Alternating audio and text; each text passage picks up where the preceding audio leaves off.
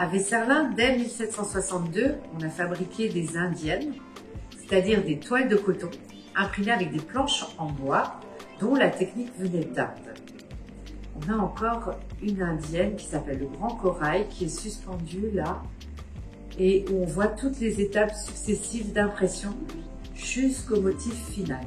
Dans un premier temps, les épingleuses elles mettaient une épingle tous les centimètres pour que le tissu soit bien fixé à la table.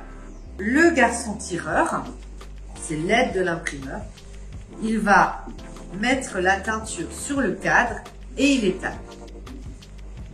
Ça, c'est la planche de sertie où il y a tout le contour du dessin. Je vais commencer par celle-ci.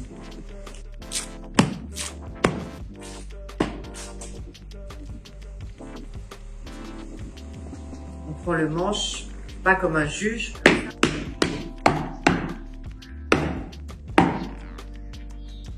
Sur les planches anciennes, il y a des picots. C'est les repères de l'imprimeur. Ce sont des petits clous qui font un petit trou dans le tissu et qui permettent de raccorder le dessin.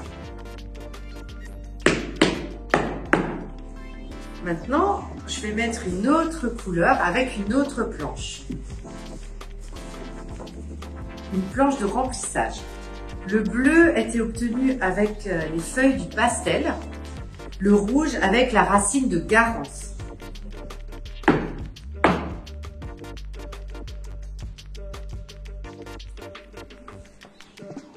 Alors, ce décalage, si ça arrivait à l'imprimeur, ça lui était retiré de sa paye.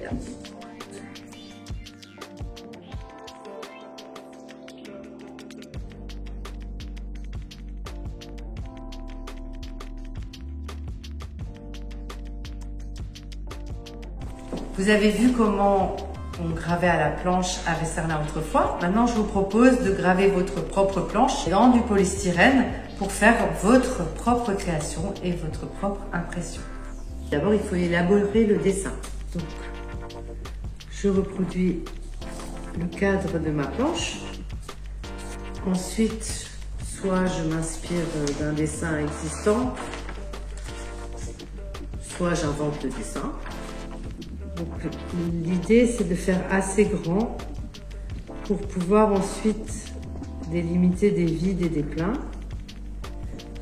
Une fois que le dessin est fait, je vais reproduire ce dessin sur la planche de polystyrène. Je pose mon cadre sur la planche de polystyrène et je vais délimiter le contour avec un crayon bien taillé.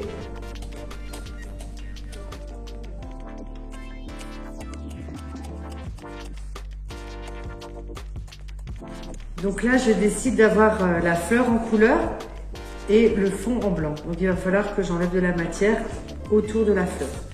On peut utiliser des gouges.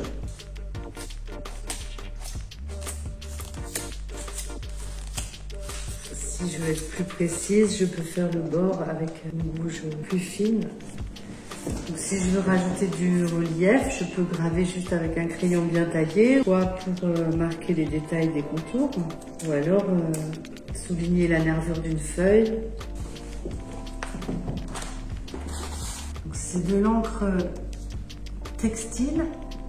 Elle est longue à sécher, mais par contre, elle peut se fixer au fer, donc c'est l'avantage pour le tote bag.